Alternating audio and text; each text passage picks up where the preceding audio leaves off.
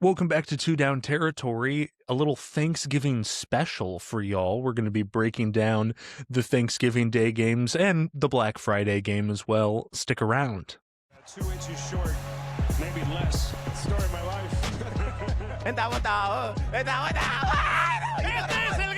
It's been a while since he's seen a hole that big. If you say he's a bust and you end up right, it's not because you're some genius. It's because you got lucky. How I feel, man? Tell me how I feel, El Freaky. We pray that these perk 30s would nourish us and allow us to throw the ball. They got to go get this bread. If you suck, you might as well suck with purpose. And so...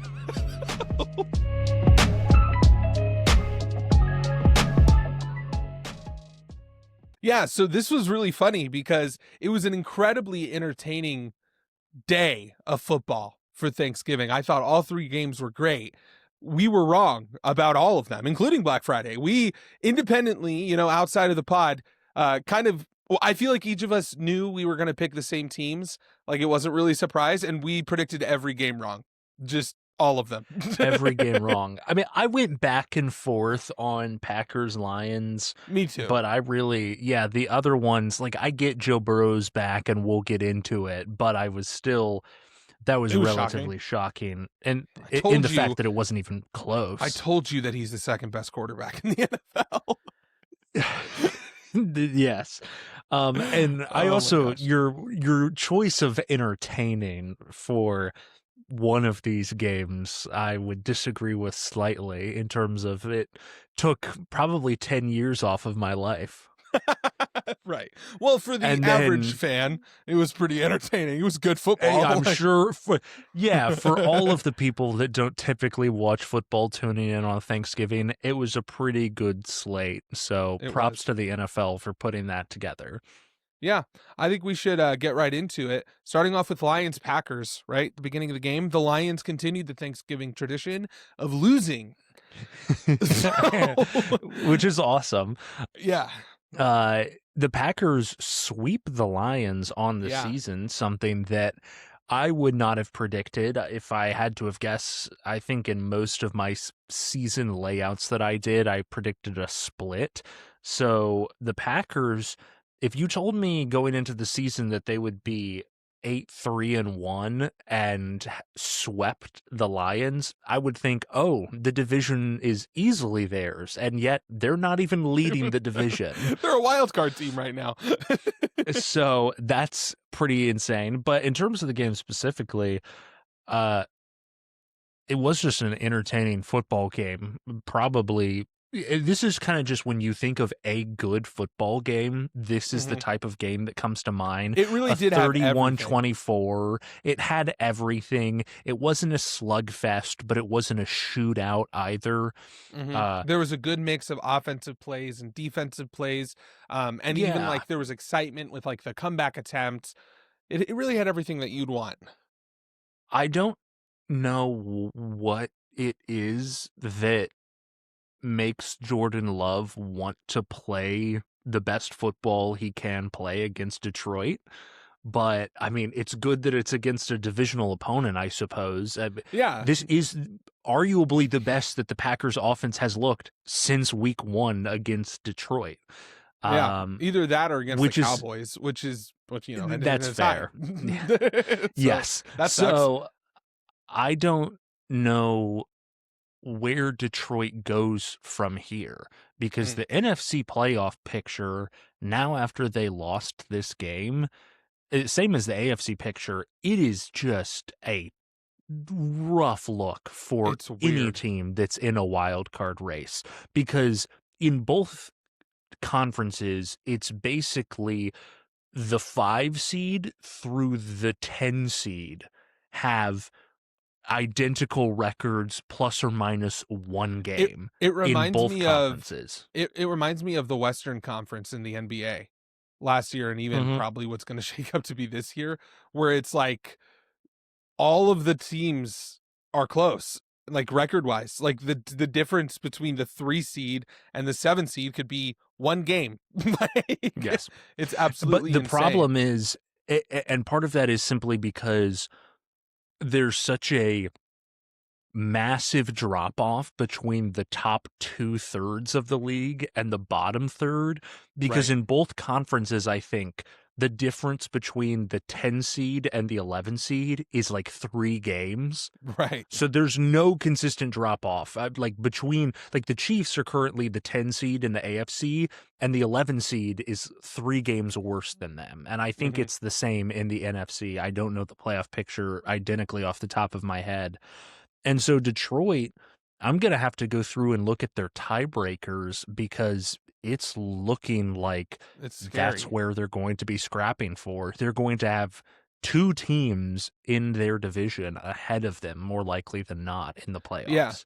Well, and so specifically with this game, starting off with the Packers, of course, Jordan Love went 18 for 30, 234 yards.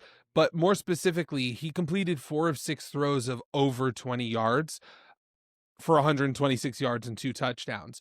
A lot Yeah. of that had to do with Christian Watson, who he caught 3 targets for uh, 72 yards and a touchdown.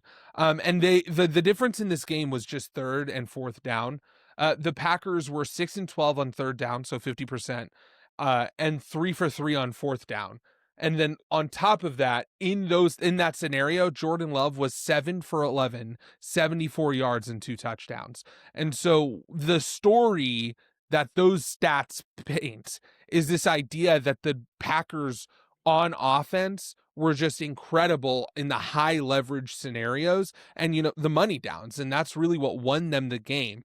um on defense, however, this really is where the trenches played out. And not to toot my own horn, but um I the biggest thing that I thought that would get in the Lions way this year was their offensive line. Micah Parsons absolutely dominated the offensive line. 2.5 sacks, including 2 in the fourth quarter that were huge. A game high 10 pressures on the quarterback, 5 quick pressures, 3 run stuffs. He generated a pressure on 38.5% of his pass rushes, which is absolutely insane. His third down sack on Detroit's final drive is basically what won them the game and kept them out of the end zone. Overall, the Lions lost this game in the trenches, specifically on offense. And I have the Hmm. number here. Jared Goff faced a 46.7% pressure rate.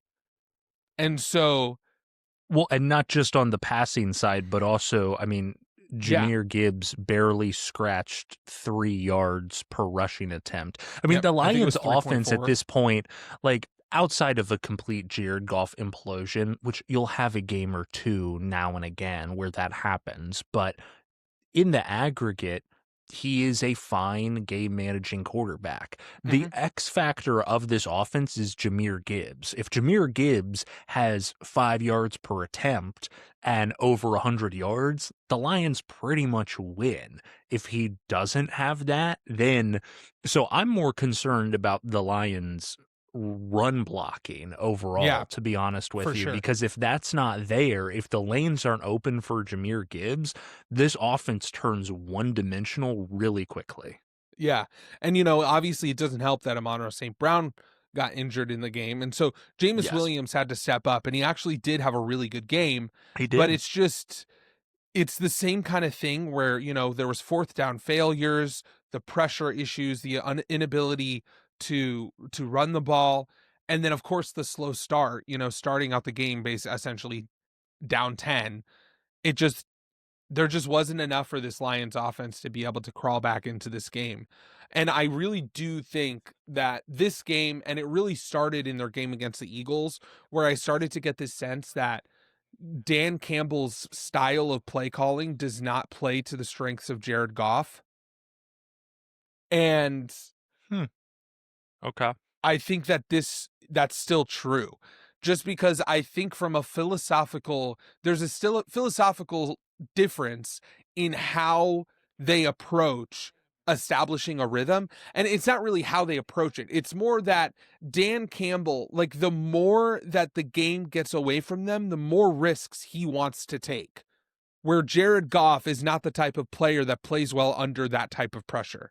Like he is not the type of guy that you suck all game and now you're going to make the big throw on fourth down.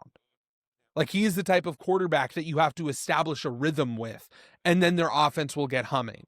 And so if we're creating these scenarios where they're getting down, and, this game was better than the Lions game or than the Eagles game, obviously. Like, they were able to Mhm. establish a little bit of a rhythm, but it's still just this idea of Dan Campbell says, all right, our offense isn't getting started. Let's look for the deep play down the field.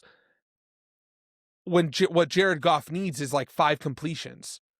He just Yeah. needs easy, simple stuff. Like, let's get him going. Let's help him to find a rhythm so he can see the field better. And so that spells a little bit of trouble for me if I'm the Lions. No, it 100% does. And again, going back long term, it's like the I don't think these tiebreakers are going to matter necessarily, but eh, they've lost to the Packers, they've lost to the Eagles, they've lost to the Vikings, they have lost to the Chiefs, they have lost to who else? Obviously swept by the Packers. It feels like what's the Lions' best win on the season? So less about the tiebreakers and just in terms of the best team they've beat, it would be the Buccaneers. And the Buccaneers are struggling right now. Like I would consider the Buccaneers a good team, but they were also playing the Buccaneers at the very peak of their injuries. And Mhm. so you're looking across uh, the field at the other team, and you're wondering how many quality wins does Detroit actually have? I mean, Right. if they're a 6 seed or a 7 seed and they're going in to Philadelphia or LA, I don't know how much of a chance I'm going to give them with the way this team looks right now. Yeah, no, absolutely. It's definitely tough sledding for the Lions. And as far as the Packers, this kind of doesn't really change my opinion about them. I think that they are a good, really solid fringe contender, potentially, how depending on how Jordan Love plays.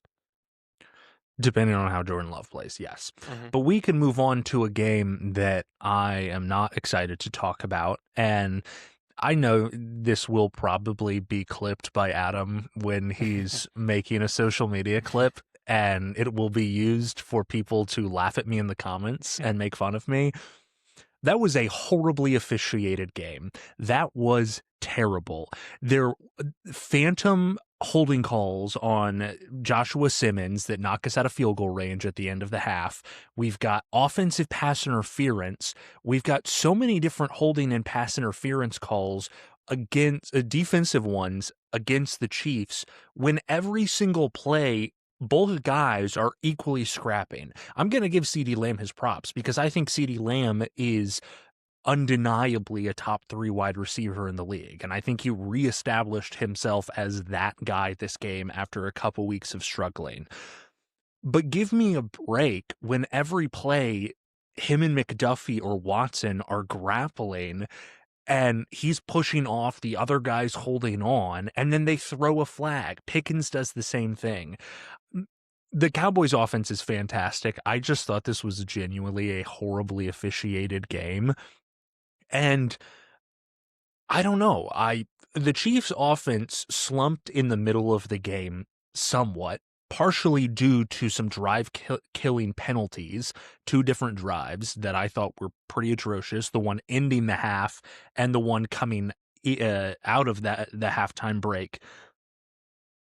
But overall, Mahomes played a hyper efficient game for being under a lot of pressure. Mhm. Trey Smith was out coming into the game, and then within the first quarter and a half, he loses both of his tackles. So you're out your best guard and both of your tackles.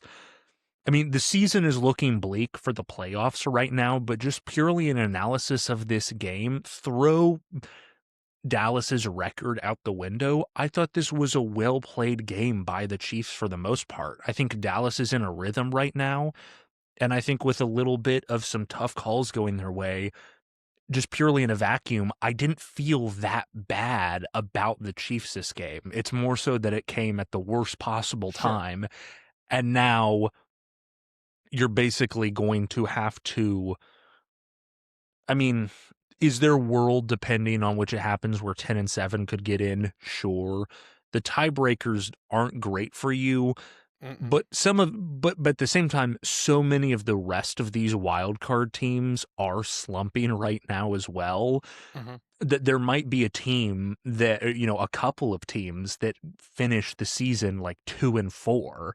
So I'm not going to rule out 10-7, but it's looking like the Chiefs are going to have to win out. And I know I broke the rule of talking about winners first, but for Dallas, it's a good win for them. Despite the win, their playoff hopes still look tougher than the Chiefs, probably. Mhm. I mean, the tie is just brutal. Yeah, that's why. That's the difference maker. That's the difference. Yeah, I think that overall, regarding the officiating, I think that later we're going to be recording an episode or a little video talking about rule changes, and pass interference is going to come up. The truth of the matter Yeah. is that pass interference is a subjective call. It just is. And so what I'll tell you is that every team faces that, I guess. I agree with your general sentiment that it didn't feel like the Chiefs played terribly. It's just things just didn't go their way and it just wasn't their day. I think the biggest thing in the story of this game from the Cowboys perspective is that Dak Prescott continued this pretty elite run that he started and then stopped and is now restarting of playing elite football under pressure. Under pressure, Dak Prescott was 10 for 12 for 108 yards, 2 touchdowns, and then that 1 interception early in the game. He had a 24.7 completion above average under pressure. Yeah. That's Completion percentage above average. That's the story of the game. If you are the Cowboys offensively, and you have the ability to handle a Spagnuolo blitz package because of your quarterback play, and all that's left is man coverage with your 2 elite wide receivers and the Chiefs cornerbacks, that's going to end up in a 28-point game. Like, that is reasonable to say. And it really, that's just what it boils down to, is that Spagnuolo knew, like, okay, we can't play. We have to generate pressure somehow. And so the solution to that is blitzing a lot and pressuring them a lot, which is what he does pretty much every week. And here's another thing too, that, I mean, again, it's going to sound like I'm making excuses, but going into the game, we were out our second safety, and then we lose we lose Cook in the middle of the game as well. And so our 2 safeties that were out there were our second string and our 4th string safeties. So my point on that is more so that when you're running a blitz scheme like that, that's really important, because as we saw multiple times, Prescott, when he has a guy like CD that he can throw to, can just chuck the ball over the top when he's got a guy in his face. And that deep safety is probably going to get, a 4th string or a 3rd string safety is probably going to get burned by CD Lamb when you throw it over the top. Absolutely. And so that's just kind of the thing that, teams go through. So the Chiefs are not immune to that. And so, like, these are normal things that teams go through, right? They have games where it just feels like none of the calls are going their way. They have these games where they're injured in the position areas that are the most important, because it benefits and like adds to the advantage that your opponent has over you already. Like, this is already an advantage that the Cowboys have with their receiving core versus the secondary of the Chiefs. And then you add on top those injuries and it just makes it 100 times worse. So again, it really just comes down to, there were all these things that were going in the Chiefs' way, but that doesn't excuse the fact that I think we have to come to the realization that maybe the Chiefs just don't have a really good roster. Like, maybe that's 100% true. Like, I guess what I'm saying is like, I think we need to just state the obvious, which is that basically since Tyreek Hill left, this iteration of the offense has been carried by Mahomes and Andy Reid. And like, all of the credit needs to go to them. And the fact of the matter is that when something small things can go wrong, and that compounds into a situation where it doesn't matter what they do, it's just not enough, and that they just don't have the roster to be able to fix it. Well, I think the roster is more so, Here's the roster weaknesses. I'll tell you right now, running back. I really Yep. like Kareem Hunt, but that is at best an average running back. Because I would take our Mahomes with this wide receiver core, specifically Worthy and Rice. I like lock that down for the next 5 years. I'm totally fine with that. Sure. We don't need to I spend agree. money or high level draft picks on wide receiver. That's fine. And then right tackle. Running Yes. back and right tackle are the only offensive concerns that I have, really. I mean, Travis guard. Kelce's going to retire soon. Get yourself, maybe, but that matters a lot less than Tackle. my Sure. tackle. Yeah, I agree. That's all I made. Yeah. Like Travis Kelce's going to be retiring soon, but we can fill that in with a league average tight end. I'm still banking on Mahomes with that wide receiver core being above average. Fine. And then the Sure. other problem is that we don't have a pass rush. Chris Yes. Jones is still excellent in the run game. I mean, he's incredible in the run game. He will blow stuff up. But we don't have a pass rush. It's non-existent. Even when we get pressure, it's inefficient pressure. We don't have guys that can finish tackles. Yeah. And that's it. If you throw a couple above average pass rushers on here and then give Mahomes a competent right tackle, I think this team's probably at worst 9-3.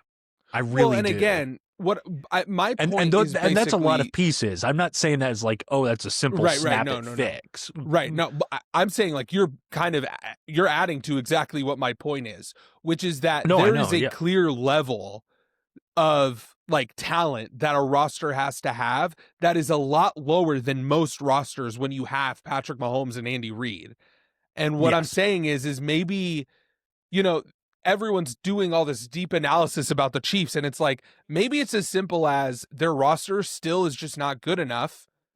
And all of the things that went their way in the previous years, specifically last year, is just not going their way this year.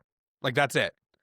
Like, that's 100% true. And that was know? my main pushback when I started is I don't like the narrative of people lumping in the first 2 years post Tyreek Hill with the last year and this year. Last year and this year go together despite the record differences. Because the first year after Tyreek Hill, the offense was better. Was like the best, the best of the Chiefs dynasty. Arguably the best quarterback season of this century. Right. I mean, Super Bowl MVP and MVP. Right. And then the second year was absolute defensive dominance. Right? Yes. Like that was the peak of the Chiefs defense. Chris Jones had his best season ever pretty much. Yes, absolutely. And so my point being is that, the offensive troubles, it feels like, this has been plaguing the Chiefs for a long time. It's really only been like 2 seasons. This is like the third. Wait, am I getting, yeah. And it's just, the defense just isn't as good. Like they've lost pieces. Like that's what happens in the NFL. You can't keep everyone forever. And so basically all I'm saying is that like, anyone, like there are people who I feel like are still like unrealistically high on the Chiefs and what their expectation should be, and then there are also people who are unrealistically low on the Chiefs. And what I'm saying is that like they just need a better team, like Andy Reid. And like, and it's so frustrating because I'll have people at work tell me like, man, what's going on with Patrick Mahomes? He's just playing so bad. And should we get rid of Andy Reid? Things like that. And I'm like, what are you talking about? They're the only reason why they've won how many games they've had. They've won. Like they are the bright Patrick spot. Mahomes single-handedly kept them into this game. I mean, just making an insane play after he high steps 2 different tackles. Yeah, and like throws we can talk about crossbody falling just down. Like insane throw. Right? Like insane throw after insane throw. And it's just like, the roster is not good enough. Like it is as simple as that. The Chiefs simply do not have the roster that is good enough to carry them when, like even if they have Patrick Mahomes and Andy Reid. So this isn't just because Andy Reid and Patrick Mahomes is the reason why they won Super Bowls. That doesn't mean that they're the reason why they're going to lose Super Bowls. Like, and here's the one thing I'll say that we can put a button on it is I still have enough confidence in how great Patrick Mahomes and Andy Reid is that I do think the inefficiencies or the holes in the roster, I should say, as rough as it is in those spots, it is achievable to fix the roster in one offseason. Oh, 100%. Like, I agree. It will be tough, and it will be the most stressed I've been in an offseason and an NFL draft in probably, I mean, 5 to 6 years. I was concerned after the Tampa Bay Super Bowl, and then we just hit on pretty much everything after that. Like, just had kind of one of the greatest drafts of Chiefs history if you throw out the draft where we picked Mahomes, obviously, which is funny because outside of that, outside of Patrick Mahomes, that draft was not that good. Yeah. But this will be the most important Chiefs offseason since the Tampa Bay Super Bowl. Yeah. But it's achievable. And I'm It's not just throwing out this season, but it is purely, at most positions, it is depth, but then specifically at right tackle and the pass rush, we just don't have anything in the first place. That's true. And like, I think one thing I just drives me a little bit crazy is why is Wanya Moore not starting at right tackle?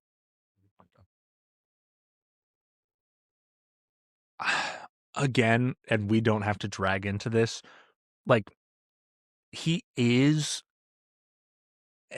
I do genuinely think that Jawan Taylor is a better pass blocker than Wanya Morris. Okay. Like, I do just genuinely think that. I know that you have beef with him, and there's not a single I might be the only Kansas City Chiefs fan left defending Jawan Taylor. For sure. So that you know I'm not just BSing as a Chiefs fan because I'm on my own.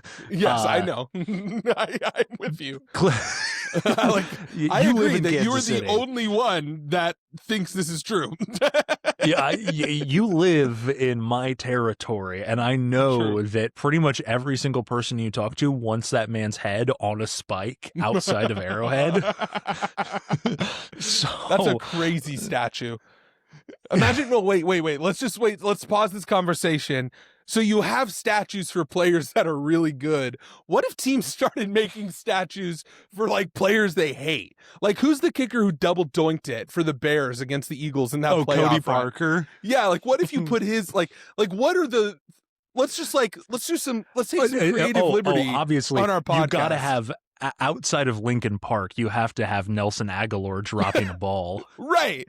Like, but what would it look like, right? Like, so there's the vision of a guy's head on a stake, right? What are some other, maybe like a guillotine could be involved in these? Yeah, like a stocks, like a medieval stocks, and you could throw tomatoes at him too. That's perfect. Yeah.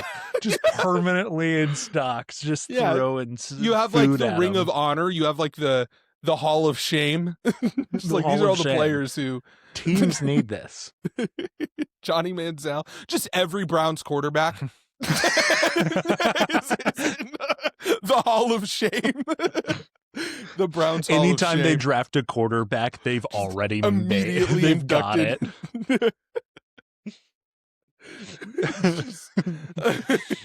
The plaque's already been made. Oh my gosh. Yeah, here you go. No, instead of giving them a jersey, they just give them the plaque, the Hall of Shame plaque at the draft. Statue makers in Cleveland are salivating at this idea. Hey, listen, guys, if anyone, if this somehow goes out to someone who knows an NFL exec, get this done, because that'd be so funny if outside, next to the Nick Foles statue in Philadelphia, Nelson Aguilar just crapping his pants or something. It's all metaphorical. Dropping a baby. Like he's literally crapping his pants in the statue. That's so good. That's a great idea. I know. I just you said that, and I was like, wait a minute. We can do something with this, but we can move on. Wait, congratulations. No, we can't move on. Oh, because I want to talk about the Cowboys defense, who early in the season was historically bad. They are on the rise, right? Quinnen Williams has been really impactful. He had 6 QB pressures this game, which, Interior pressure is not something that's talked about because it's not that common. But when it does happen, it's incredibly impactful and difficult just because quarterbacks, one of the main ways that they operate in the pocket is by moving up in the pocket. And when the inside when the interior of the pocket collapses, that's all of a sudden taken away. Well, So and that's how bad it was for the Chiefs offenses. right. Typically, there's not many guys other than like a Lamar Jackson that you would want. Than Mahomes, you're like, oh, I'm fine with him rolling out. But then when you are getting blown up in the middle and also on the corners, you're just stuck. Like Right. you're just cooked. Right. And it's also freed up a lot of the other guys to become, Mhm. tertiary pieces. Um, or yeah, like they're just not as focused because he was also double teamed like an insane amount this game. Really, Yeah. basically, my point is that the Cowboys, they're getting healthier in their secondary. Quinnen Williams is really making an impact. Quinnen Williams and Kenny Clark as an interior defensive line front is really, really solid. And so overall, their schedule is kind of interesting. Like they have a lot of winnable games in there. I think they're playing the Chargers, the Giants, the Commanders. I feel like they have one more the Lions. They're playing the Lions next Thursday. So that'll be a Mm. test. But if they can get past the Lions, they might win the division. It'll They be might make the playoffs.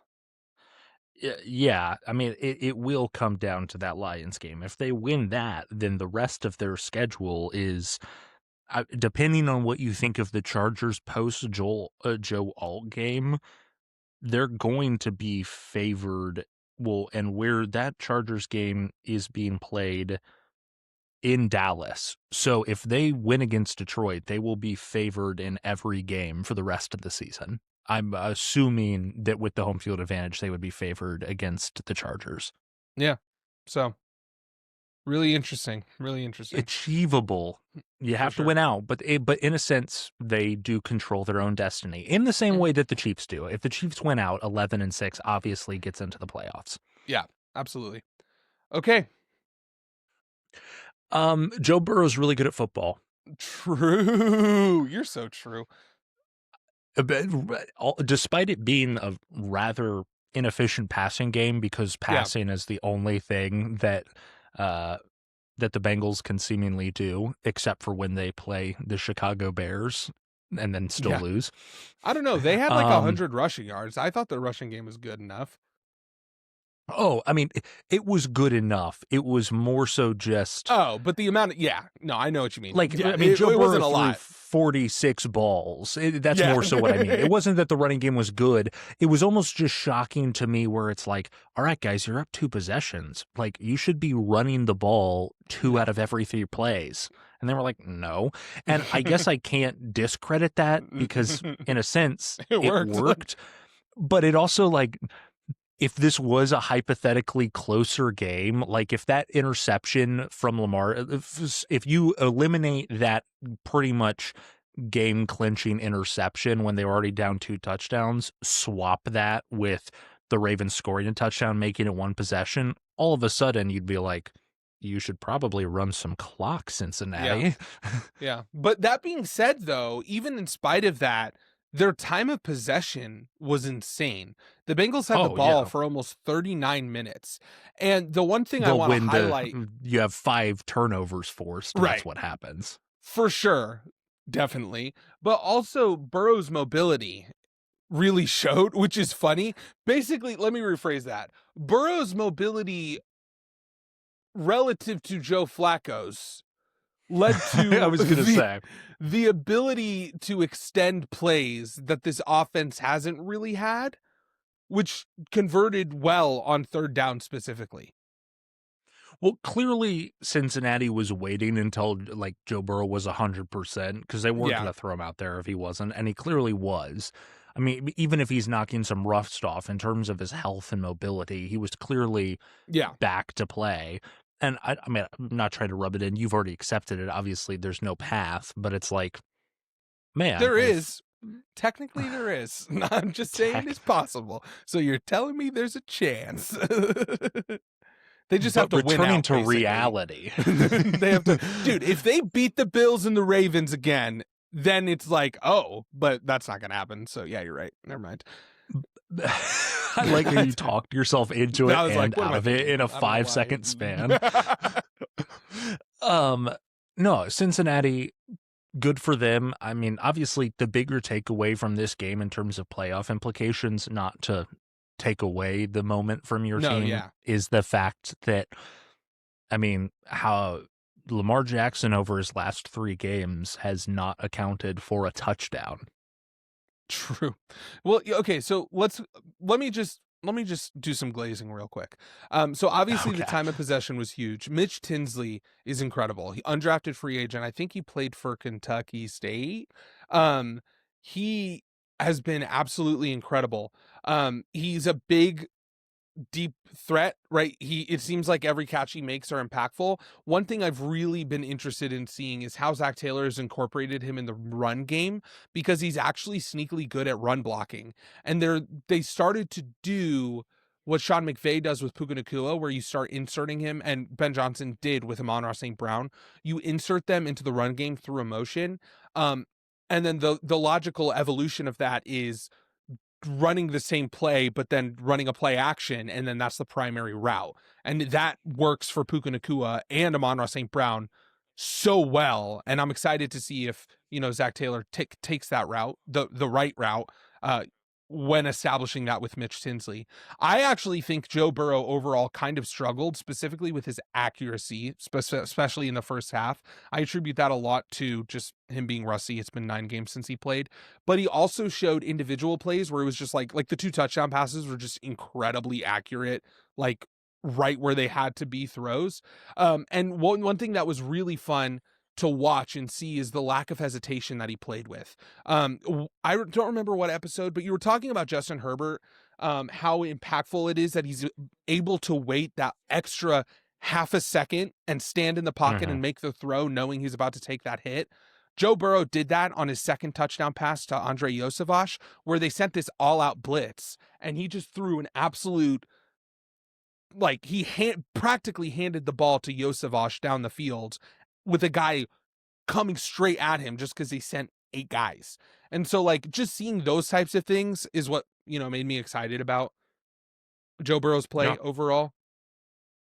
Yeah, I mean, it's almost hard switching to the Ravens to analyze the game for them. I mean, when you have 5 turnovers, what is there to talk about? So really what I want to talk about is just, and we kind of already knew this, but this essentially confirms it with their record. The only path to the playoffs is winning the division, which is still entirely winnable.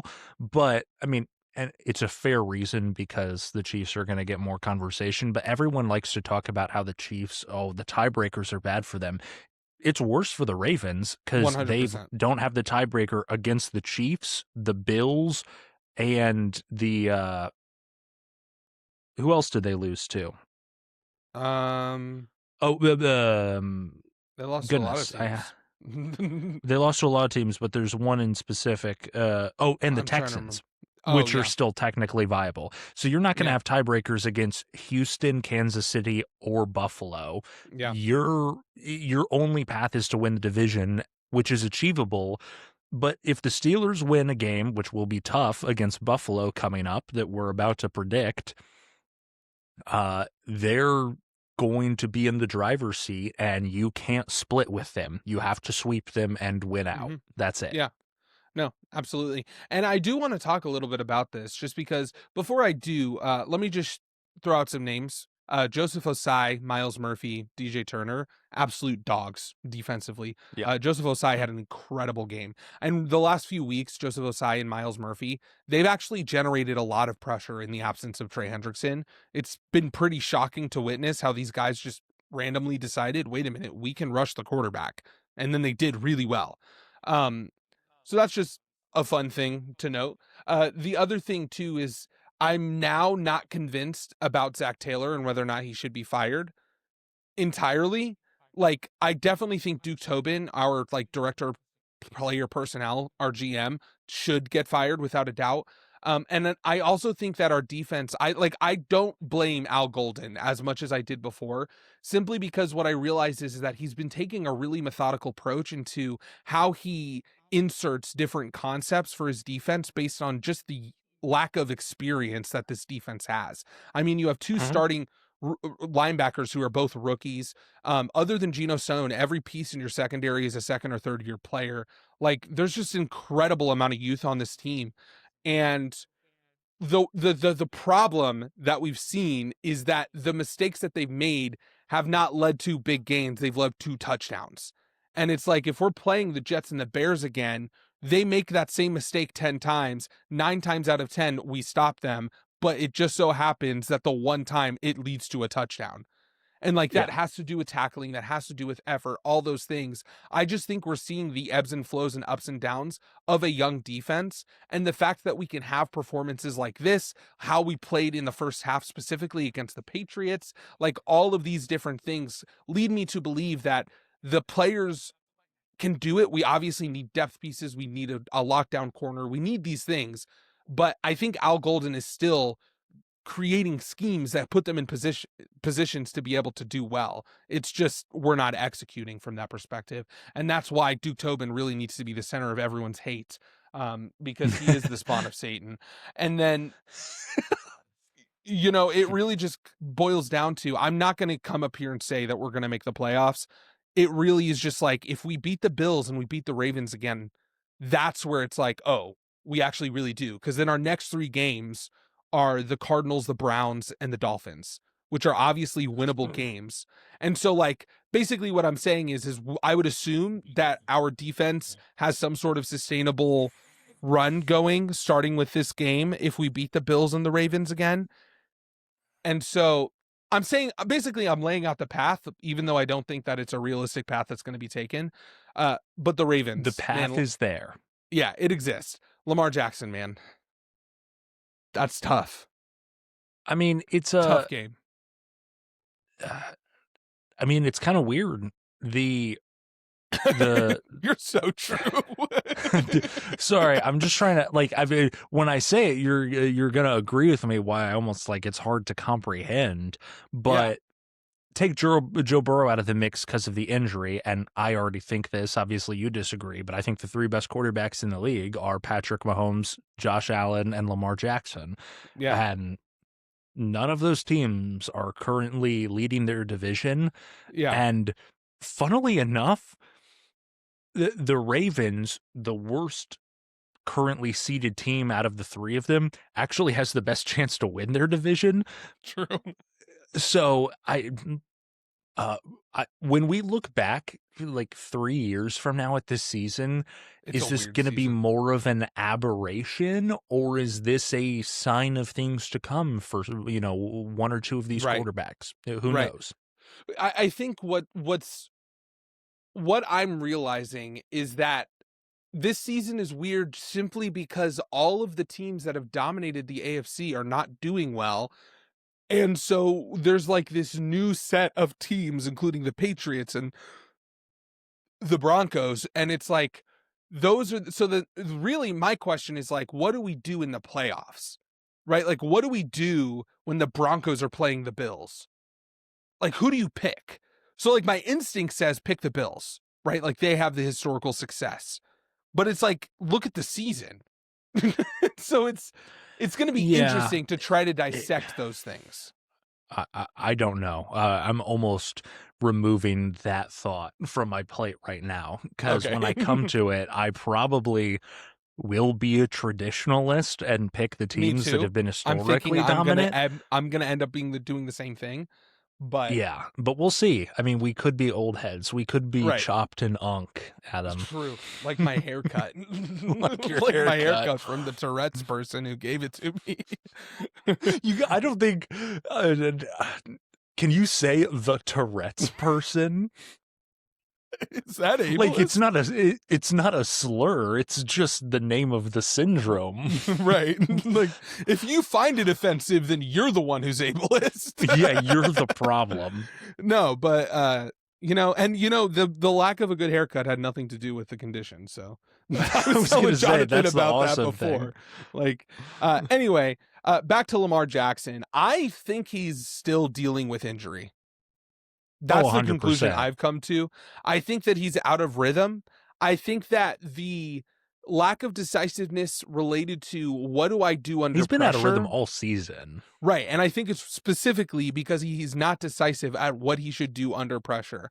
I think that he is overcorrected a bit in terms of the willingness to stay in the pocket when he's getting pressured. I think Well, that what I was going to say real quick Yeah. is that I think what we're seeing here is the weird problem child of what if we seen every season since like his third season in the league. Every other season is a switch back, like, or I should say, every season is a switch back and forth between I'm going to be the run quarterback, and it's like, no, people are talking, I'm going to be pass heavy. And he's actually pretty good at switching between both of those things. And then it feels like it converged into this season where he tried to achieve a synthesis. both. And it's instead like, of a synthesis, it's like, I don't know what I'm doing at all. Yeah. Where it's and like, this game I don't really know. highlighted that. There was I can't remember if it was third or fourth down, but it was like a third or fourth and long. It might have been a third down that this incompletion led to a fourth down. But basically, Al Golden, and every defensive coordinator will do this. When you send pressure once and you can't do anything about it, it disrupts you, you're going to keep getting pressure until you can stop it, until you can do something that forces the defense to stop it. So Lamar Jackson didn't do that this game. We sent pressure. We sent 8. And the whole time I'm freaking out because I know who Lamar Jackson is. I know what he's done. And I'm like, I don't like this. I don't like this. I don't like this. Lamar Jackson throws it to the middle of the field. He overthrows his receiver, who was pretty open. But I look, and there's Mark Andrews, a quick out route with no one in front of him. Like, it's a touchdown, like a 50-yard touchdown. And it's like Lamar Jackson just straight up made the wrong decision in that play. And he just, historically, he's been really good at saying, there's pressure in my face, and there's 3 options I can take. Either I almost just flipped off the camera with that. Either you can, scramble and run, try to get the first down, get as many yards as possible. 2, you can try to extend the play and pass it. Or 3, you can do like a quick, check down pass. Mm-hmm. Or I guess the 4th option is take the sack, but obviously that's not a preferable option. And so it seems like now the way he's playing now, it was the same when he played the Lions. It was the same when he plays the Chiefs pretty much every time. He always makes the wrong decision, whether it's try to extend the play, whether it's try to scramble for a first down, or whether it's, the quick pass. Like every single time he's just making the wrong choice in that moment. And he has been able to do that well through most of his career, but this year is just not coming together. The last thing I'll say is that Todd Monken needs to be, admitted into an insane asylum for giving the ball to Derrick Henry 10 times. The 2 touchdowns that they scored. Part of that is that they simply never had the ball, but you're not entirely wrong. No, it's as simple as every time they scored, it was based on the run game. Yes. Derrick Henry had 6 yards per carry. Yeah. Like the Bengals did not stop the run. And yet it was this like philosophy of, again, it drives me crazy when head coaches create game plans based on what like everyone should do in a scenario without applying the context of their team.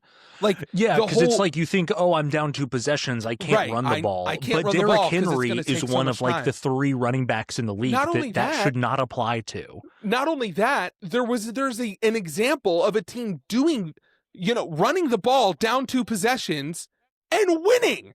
It was the Jets against the Bengals, where it was like they would score in like 30 seconds off the clock with 4 runs. And so it's like, no, like you can't. Yes, the traditional sense is you pass the ball. But like, okay, the passing the ball isn't working. You have Derrick Henry, who is being effective right now, and you're going against a defense who has given up big leads when teams have run the ball. Like, all of the context says this is one of those scenarios you don't do that, and yet so many offensive coordinators seem to just throw that out the window. And, we saw it when they lost to the Bills, but it was the inverse where they're ahead. So we got to run the ball 3 times when in that game, the run ball game was effective, but also Lamar Jackson was absolutely lighting up the secondary of the Bills. And so it's like, you have to apply context to what's happening in the game and who you're playing. And when you don't do that, you're not playing to your strengths, and you end up losing to a 3-8 team with a bad defense. Like that's what ends up happening. And then the turnovers were just stupid. They were just straight up dumb. 2 of the 5 turnovers were just stupid. It was Lamar Jackson and Isaiah Likely being dumb.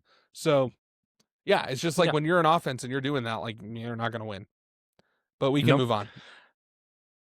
We can talk really quickly about the Black Friday game that occurred the same day that we're recording this. The Bears, well, once again, I mean, we're 0 for 4 in Week 13. I picked the Eagles, and this actually, with one notable exception being how poor the Eagles' run defense was, played out very similar to what I thought. Yeah. I wasn't just picking the Eagles because it's like, oh, the Eagles are a better team than the Bears.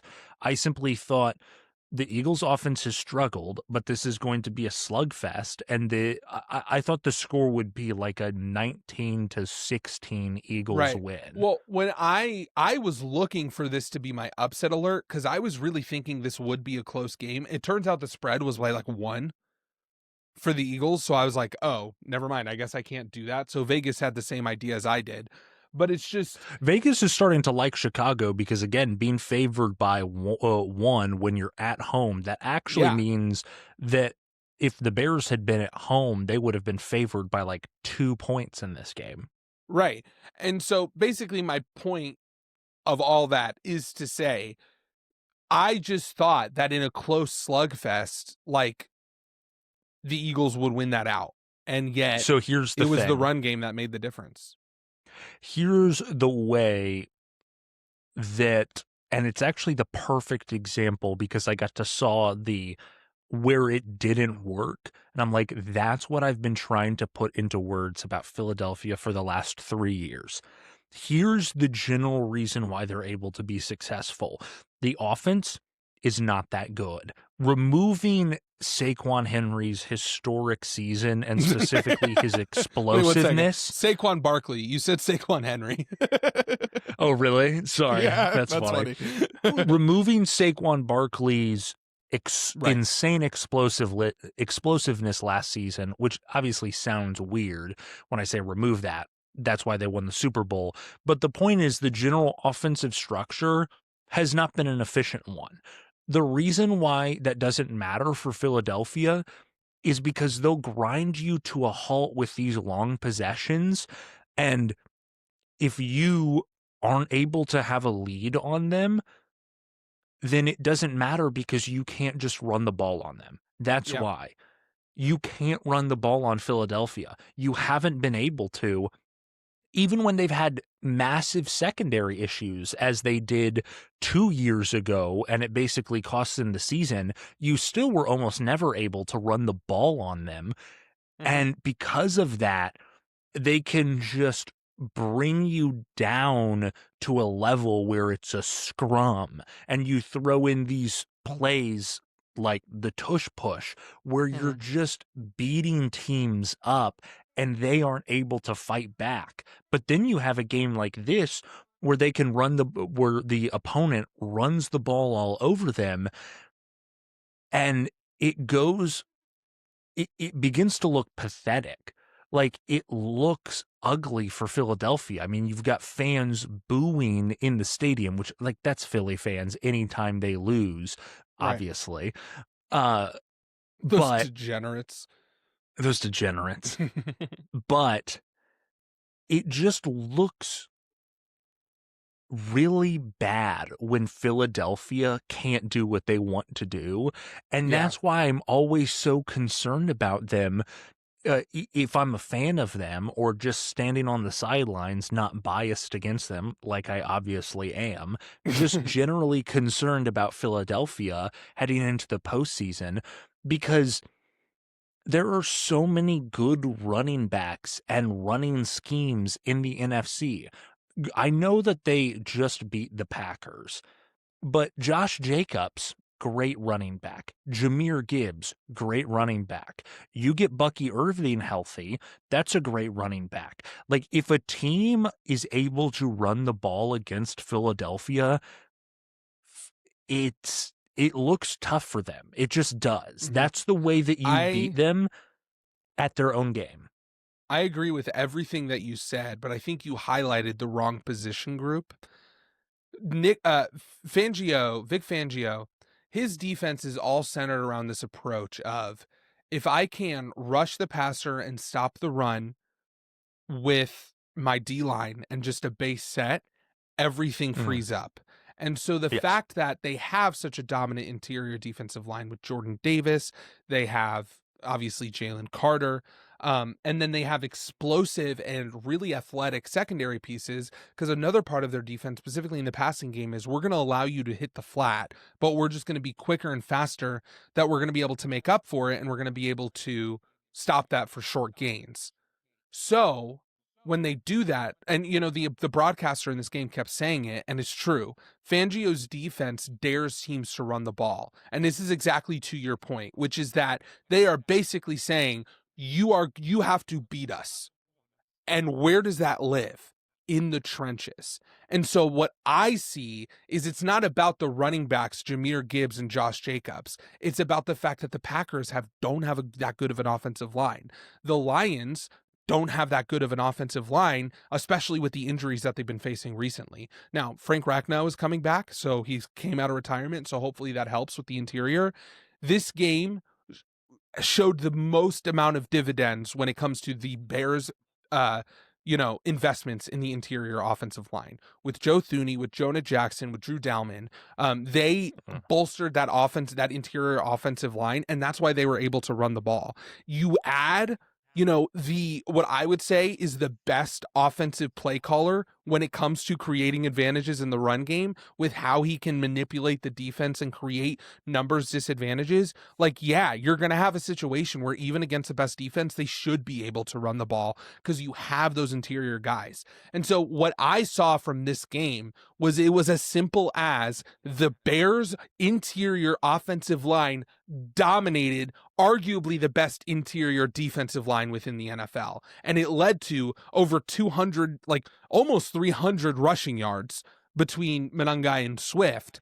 And when you control the time of possession like that, like we've already talked about numerous times on this show, the offensive struggles that the Eagles have, which we can get into that again. But it really just, like, everything you said is correct. Like, absolutely, that's how you attack this team, because then you win the time of possession, because there's not really much that they can do outside of that, because that's what they want you to do. And if you can beat them at their own game, you immediately create an advantage. But I guess my point is, the reason they lost to the better running backs is because the Bears have the better interior offensive line. It always comes back to the offensive line, man. I appreciate it. I appreciate your analysis. Drew Dalman, dude, was such a dog in this game. He was so freaking good. His ability, because, like, when you run a scheme like Fangio does, you're going to have the ability to have double teams. And his ability, on no matter which side they were running the ball to either, take over on a double team or to work off of a double team and go to the secondary, was just incredible. Like, he looked so quick, so athletic. He was taking the perfect angles. He was driving with his feet. He was pushing Jalen Carter back regularly. Like, that's what won them this game. Like, the offensive MVP needs to be those three guys: Jonah Jackson, Drew Dalman, and Joe Thuney. Yeah, Joe Thuney is. Trust me, I've known about his greatness for a while. He's very nice at football. Yes. But yeah, that's what's happened so far in Week 13. That's your Thanksgiving and Black Friday recap. There's not really much. Most of the teams that we would have hit on from Week 12, we kind of already hit on today. The only thing that I wanted to highlight from Week 12 that we never had a chance to discuss is, my goodness, the Bills might be coming for the Falcons title of the most bipolar team. Yeah. I mean, Yeah, shout out to it's Houston. Which, that game actually kind of played out how I originally thought, and then I convinced myself otherwise. Because when we talked about when we were predicting that game, I was like, I really want to pick the Texans as my upset alert, but I eventually said no, just because I was like, this defensive line is just so good, and I feel like well, and what I said was true.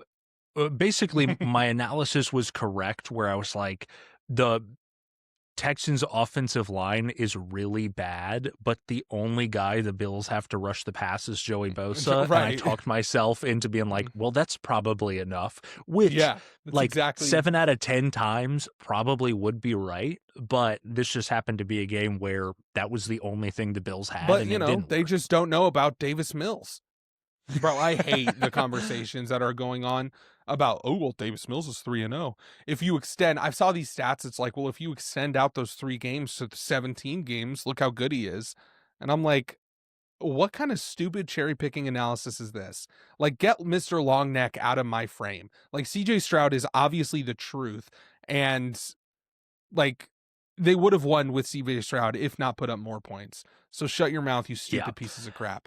And then the other thing is, my goodness, the Los Angeles Rams are very good at football. Wow, they might win. They could They mess might around win and it win the all. Super Bowl. Yeah, that is They my could analysis. mess around. I mean, Matthew Stafford could be the Oldest only other MVP? person besides Patrick Mahomes to win an MVP and a Super Bowl MVP in this century. Matthew Stafford never won. It was Cooper Kupp won the Super Bowl MVP.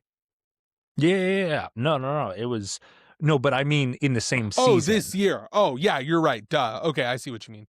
Yeah, I just mean yeah. Patrick Mahomes is the only person this century to win MVP and Super Bowl MVP in the same season, and Listen, Matthew Stafford is probably the favorite. Matthew, to do that. Yeah, 100%. Matthew Stafford is like if he wins MVP this season, dude, that is going to be huge for his legacy. Like, he's going to shoot. Oh yeah, there I've already of, like, said QB that rankings. he should He's be a Hall no of Famer doubt for Hall of sure. Famer For sure. But I'm saying but, he could be top 10 maybe all time. I'm gonna start to have really uncomfortable conversations with myself in a hypothetical world where he wins MVP and the Super Bowl, and assuming Super Bowl MVP as well. I'm going to have really uncomfortable conversations about him versus Dan Marino all time. Two guys who I love to defend when it comes to historical comparisons, and the fact that they're probably going to be pitted against each other in the general range. Yeah.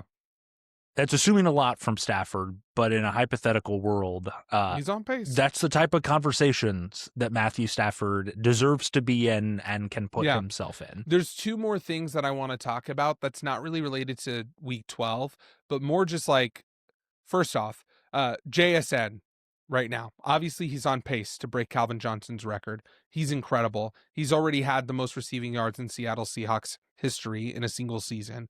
The biggest thing I want to say, though, there was this interesting stat that I saw, and the stat is passing yards per attempt, like passing or receiving yards per attempt.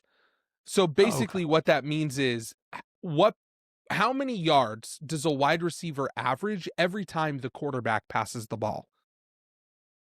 Passes the ball to them or passes the ball? So it's not yards per target. It's yards per pass. That's attempt. okay. JSN is 3rd all time with like 4.5. Everyone else is from like the 50s in the top 10 list, because back in the day, you ran the ball the whole time and had one guy catching the ball. And so my point is, it's like 1960s, 1950s, 1940s, and then 2025 that JSN. Makes sense. My point is that and you see it with the lack of receptions, how he's having such an incredible season and doesn't have that many receptions compared. He's like 3rd on the list in receptions and 1st by a mile in yards. And it's like, his target reception, or his target percentage is absolutely insane. And it's just crazy that this style of like low passing rate offense is leading to this ridiculous receiver or wide receiver season from JSN. I saw that stat and I was like, that is the perfect stat That to is a great encapsulate stat. JSN's season. I mean, the 4.5 Seahawks are just yards so fun. per pass attempt. Every time Sam Darnold tries to pass the ball, on average, JSN gets 4 yards. What's crazy about really that too is that based on this, highly efficient but low rate passing game, Sam Darnold has like a 9, I don't know what it is now, but last time I looked at it, it was like over 9 yards per pass attempt. 4 of those yards are to one player. It's crazy.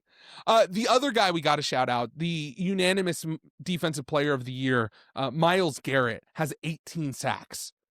And he's well on the way for the record. And the reason I want to point this out, Shedeur Sanders got the start and everyone was talking about, he was the first Browns quarterback to, win his first start since the 90s or whatever. And it's like, well, that has nothing to do with him and everything to do with the Browns. But my point is that no one talked about the fact that this man has 18 sacks. Like, why is that not the leading source? Who cares about the 5th round pick who played okay? Yeah, I mean, he needs 5 sacks in his next 6 games, and he would break the record. If he just replicated his best game this season, he'd break it. Yeah, if he gets 5 sacks. If he does what he did against the Patriots. That's a little reductive. If he just gets 5 sacks in one game. But I'm saying, that's not... maybe when you're discussing Myles Garrett. Because he's done it. Anyway, that's not it. wrong. I just wanted to point out that those two guys are absolutely balling right now. Real quick, the only thing I'll add to that, building off of the JSN thing, my goodness, is it going to be a bloodbath in the offensive player of the year voting between Jonathan Taylor and JSN. Absolutely. That's going to be, I do not envy, assuming that the season averages from this point right now, play out in perfection, I don't know how you determine that. But yeah, it's going to be difficult. Okay. We can move on to predicting the rest of the Week 13 slate, the Sunday and Monday games. We can kick it off. We play a little game around here, and I'm going to admit something, which is I entirely forgot to calculate our total scores heading into this week. But what I can say that I know for a fact is Adam is leading by one point. Yeah. The way this works is we predict every single game that is played in the NFL. If you get the game right, you get 1 point. If you get it wrong, you get no points. But, little wedge, you get an upset alert, which means you get 1 game per week where a team is a 2.5 point or more underdog. And you can pick whether they will cover the spread or win outright. If they cover the spread, you get 3 points. If you pick them to outright win, then you get 3 points plus whatever the spread was. So a lot of points to be gained during an upset alert. Adam, you have the 1 point lead going into the rest of Week 13. Kick us off with your 49ers at Browns prediction. Okay. I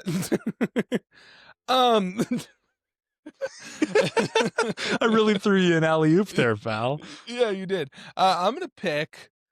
I actually don't really know who I'm going to pick the 49ers. I don't know why I'm freaking out about this. I just believe... I was going to say, you have to pick the 49ers because of your and I's personal disgust for what will happen if the 49ers lose the growing true. Mac Jones, Brock Purdy conversation. Oh, my gosh. Yeah, no. Which, to be clear, is not because we love Brock Purdy, but because we despise Mac Jones. Right. It is all comes. This is not a sentiment that is spawned from love, but rather hatred. This comes from the depths of, hell, not from some higher love. No, this isn't some heartfelt moment for Brock Purdy. I could care less. Right. Are you going with the Browns? I'm not. I'm going with the 49ers. I thought I could keeping get it you. simple. No, I'm keeping it simple. The 49ers keep their playoff hopes alive and just remain this weird team that's hard to discuss. And Myles Garrett probably gets 2 sacks and gets closer and closer to breaking the record. We can move to Jaguars at Titans. I'm taking the Jags. I am taking the Jags as well. And the Jaguars, by the week, getting closer and closer to pretty much, that race is so tight that you can never say, but they're probably lock for the playoffs. So with the way the schedule plays out, what are you chuckling at? There's a real world where the Texans, Jaguars, and Colts all make the playoffs, which means of all the divisions in the AFC South is the one with 3 playoff teams. They're the only one that's viable for it, right? Yeah. Because unless the Jaguars make a run. I meant the Chargers, unless the Chargers make a run somehow. Oh, I guess that's a good point. The AFC West is still alive. Yeah. But still, it's just kind of crazy to think about. Like, wait a minute. But the odds on that aren't great for the AFC West because all of the teams still have to play each other. The Chiefs still have to play the Chargers and Broncos. The Broncos have to play the Chargers and Chiefs, and obviously you get it from there. So I don't think mathematically all 3 of those teams could actually make it in. Yeah, maybe not. I think that the AFC South is the only team where that could which is just mathematically funny because no, the you're AFC right. South is the world of whoever wins the division takes it home. that is the Southern divisions in the NFC and the AFC, and yet somehow we have found ourselves in a world where there are 3 viable playoff teams in the AFC South. I've been saying it for years. The South will rise again. I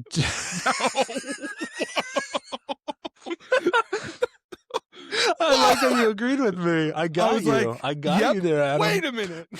Stay on your toes there, pal. Texans at Colts. Speaking of it.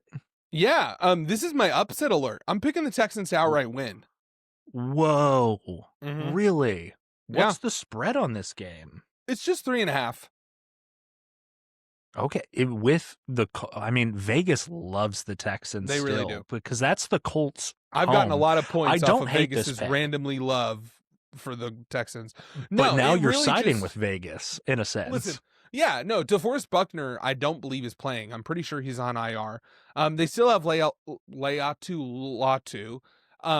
right, in order to rush the pass. But it really just comes down to this, and I said this earlier in the season, where it's like, yes, Daniel Jones is playing well. He's basically just playing like how he played for the Giants when he wasn't under pressure.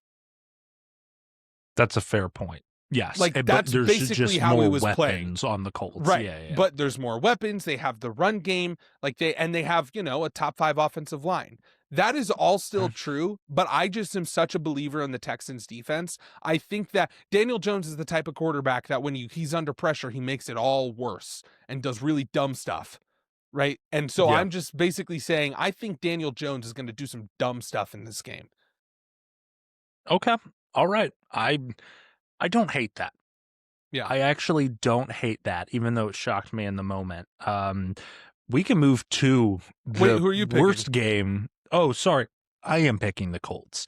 Okay. I'm going to keep it simple.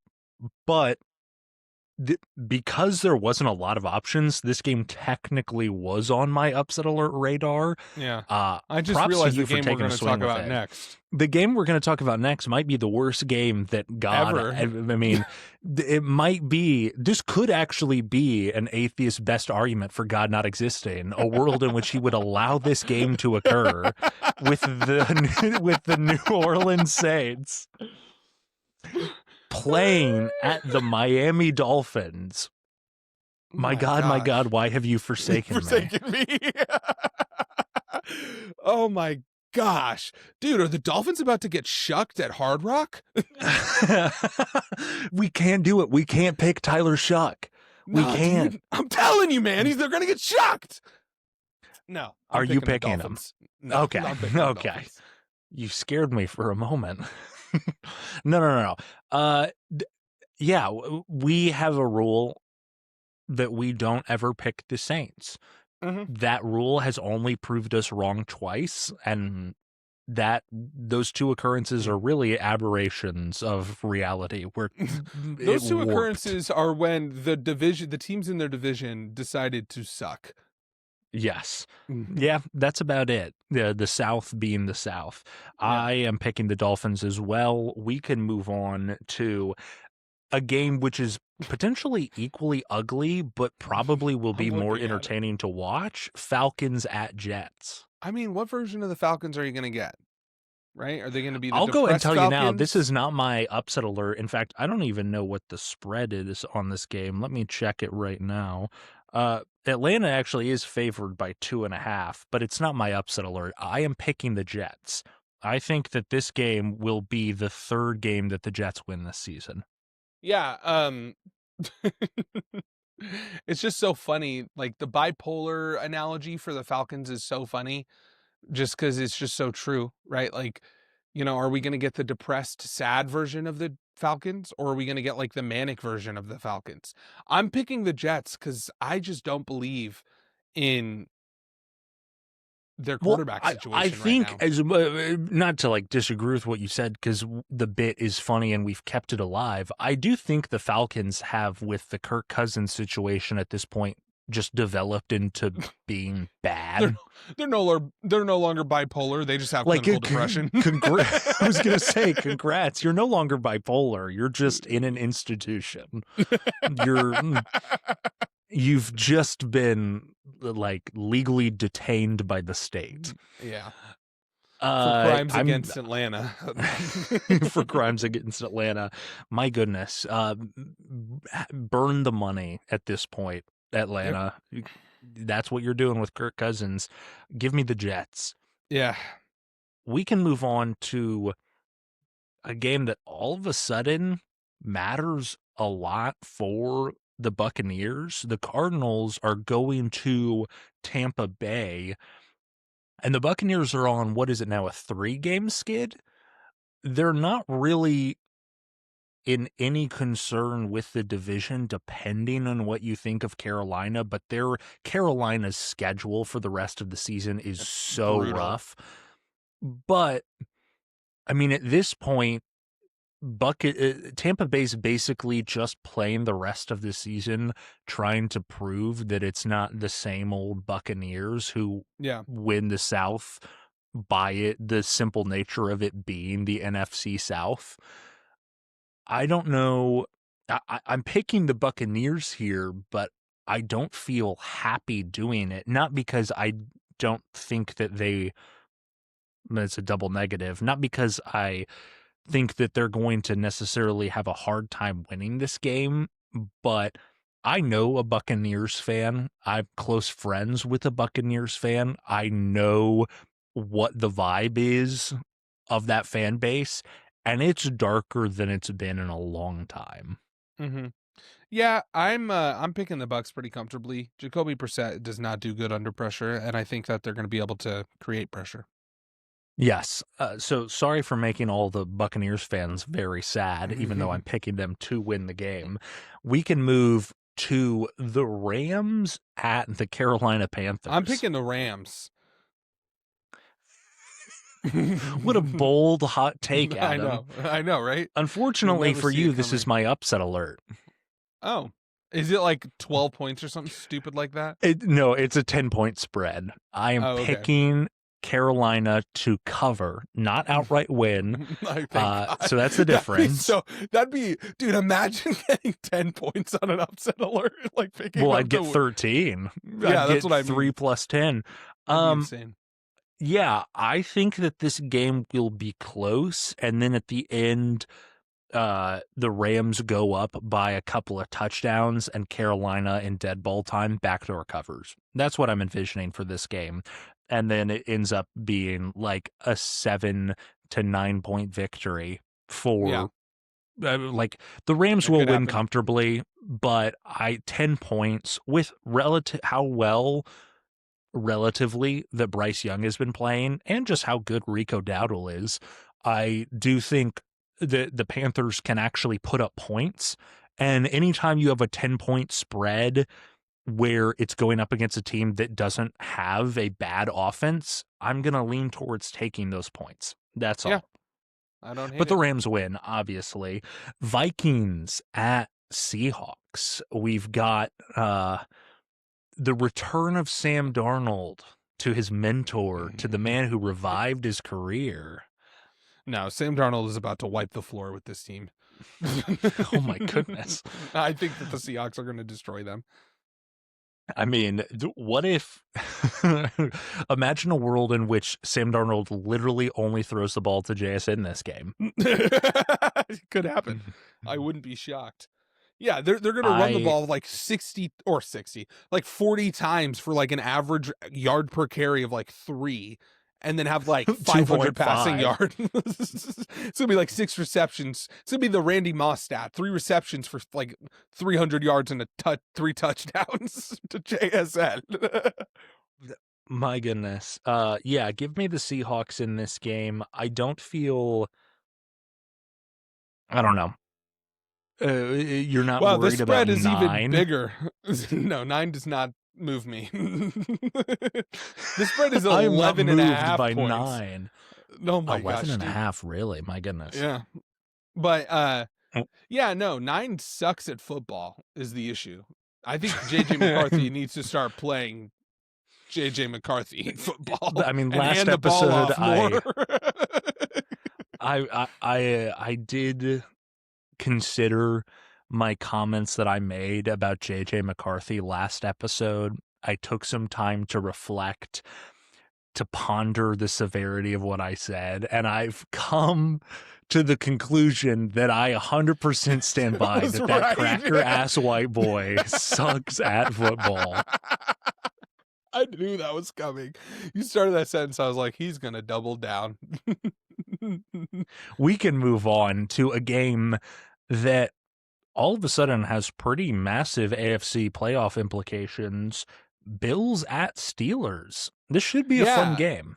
I think it shouldn't. I think it should be good. I just the other reason why I wanted to pick the Texans to beat the Bills last week is because the Bills have this pattern of winning big games and then losing and then winning again. So I'm picking the Bills. We're lining up a lot here, but I don't feel bad. It's my analysis. And it's even less so the Bills, although I do think the Bills in a vacuum, I'd pick them in this spot. This is officially the point of the season. Like I've made a lot of points off of Steelers upsets because I've been so right about the narrative. And this is officially perfectly predicted what a Mike Tomlin season would play out as. I really have. It's kind of free money. Like, this is for points. I don't sports bet, but if I did, my goodness, the Steelers would make me rich. It's so easy to predict them. This is the point of the season where the Steelers start losing games against the actual competent teams. The Bills win this game. And in fact, I said it should be a good game. There's a world in which the Bills win this by like 24 points. Sure do. Is Rodgers playing? Do you know? I don't know. Think it matters. I'm just curious. It doesn't matter to this pick, but I mean, he was like a game time decision going into the last game, right? So I'd have a hard time imagining he's not, but I don't know entirely. It doesn't really affect my pick in the slightest. We can move on to Raiders at Chargers. And I don't like where the Chargers are at right now, but the Raiders are really bad at football. Dude, they fired Chip Kelly. Apparently, one of the main reasons, he was the highest paid offensive coordinator in the NFL. One of the main reasons is because he kept messing up play calls. Like, he would call them and they wouldn't make sense, or just like inventing new play calls. Like, he would say stuff and Geno Smith is like, that is not in our playbook. What do I do now? I don't know like, why that man keeps getting jobs. He's like sundowning. Yeah. Maybe there's a correlation between that and like late games. That's really awesome. That's hilarious. Yeah, no, give me there's not going to be any sort of offensive bounce back by firing Chip Kelly, even though Chip Kelly sounds like, and I'm sure he was really bad at his job. Give me the Chargers. Yep, same. We can move to Broncos at Commanders. I was looking at this game for a potential upset alert, cover the spread, but then I realized that the spread was only 5.5 points. Mm-hmm. And I get that the Broncos offense is not good, but that seemed a little ridiculous to me. I'm taking the Broncos. Yeah, me too. Here's the thing with the Broncos, and I've been meaning to really clarify what I've said previously. What it boils down to is that the Broncos offense is really good. Like the way that the Bears just played reminds me of the Broncos offense, where it's like, and I'm Okay. talking about how they played against the Eagles, where it's like, at the end of the half, the Bears dominated the time of possession game.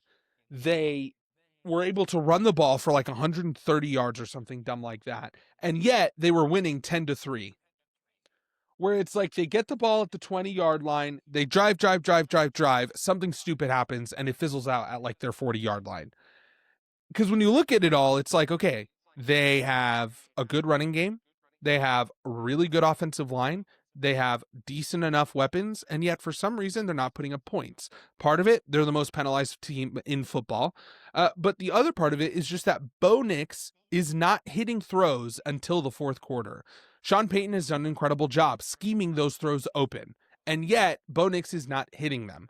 So here's the question for the Broncos that's going to determine how far this team can go.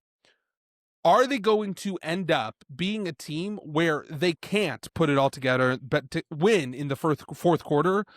Or are they going to be the team that finally takes what they've been doing in the fourth quarter and apply it to the whole game? If they keep doing what they're, because like something's got to give. They can't, for a playoff run through to the Super Bowl, they can't do this recipe of suck, fourth quarter win. Either it's going to be suck, and then they just suck and they lose. Or it's going to be, holy crap, this offense is now firing the whole game. Their defense is still incredible. And all of a sudden, this is a Super Bowl team. Like that's what's going to happen with the Broncos. And so the question is just one of those options that you obviously know. Too. But I lean that same direction. But it's one of those, I'm putting that out there to say, you've had these teams like even like the Bears or, even the Chiefs for last year, where it's like they keep winning these close games and the offense doesn't seem that good, but they're just doing enough. So you don't really know what to do with them.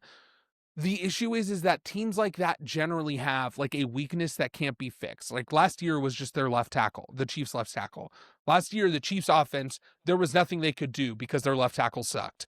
With the That's fair. Broncos, the ceiling of the Chiefs offense in the aggregate as of this point where the Broncos are at was much higher than because, the Broncos and I'm not right saying now. that, but your point obviously is correct. My point is that though the Broncos do have something they can fix, which is can Bo Nix just like hit a throw?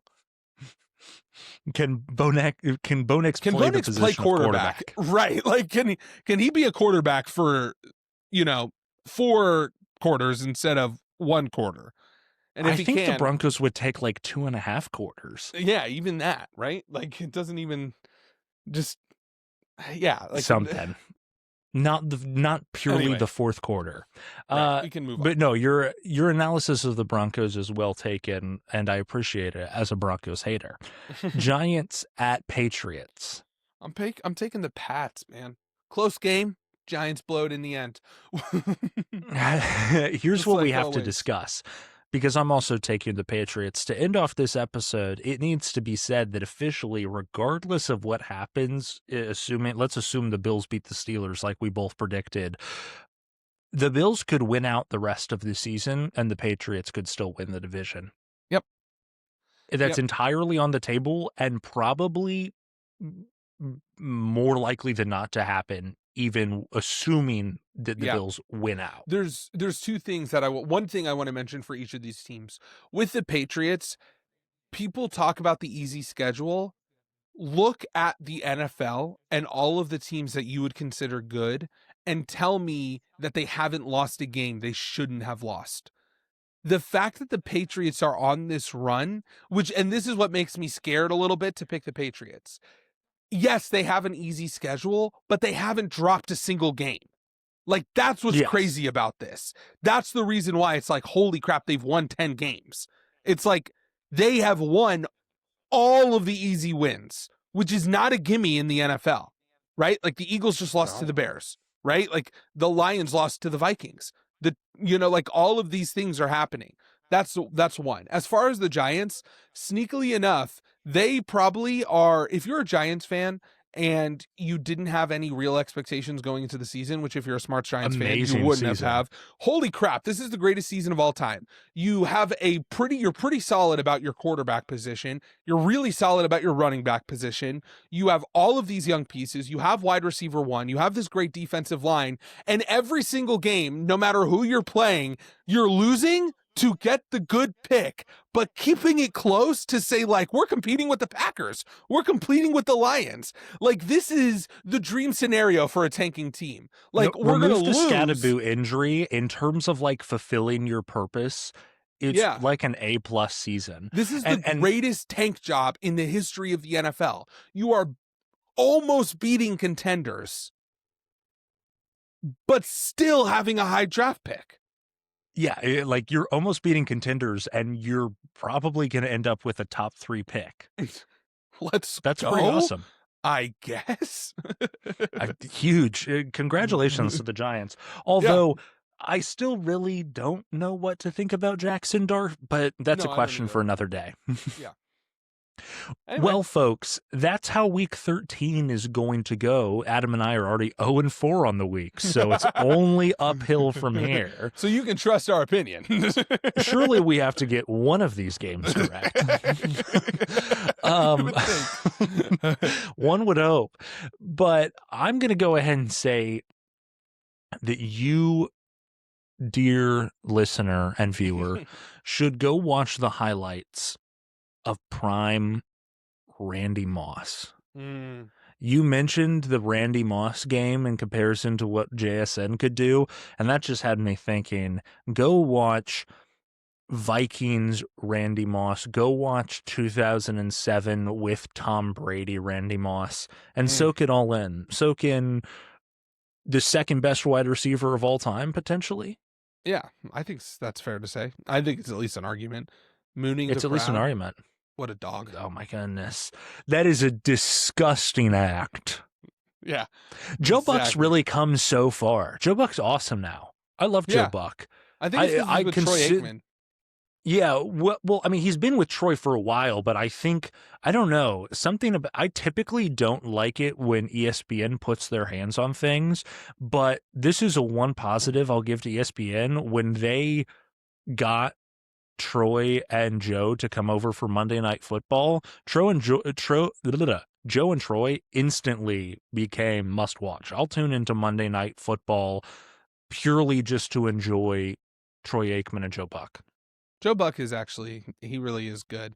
Troy Aikman, he has his moments, but he's overall really good. I like Troy Aikman just because he is like how Tony Romo was at first.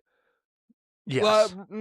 Let's tune in for our annual Let's Hate on Tony Romo segment. Oh my gosh. Yeah, no, Tony Romo sucks and I hate him. We can move on. He's literally called 4 Chiefs games, maybe it's 5 Chiefs games in a row. I'm like, please, CBS, stop bidding on our games. I think it's punishment for the Chiefs fans. I think it is. It's literal purgatory. Yeah, you have to horrifying. Watch your team lose, and guess who's going to be announcing it? Guess who's going to be going, oh! And with that, subscribe, comment, share with your friends. I don't know, Jim. We'll see you later.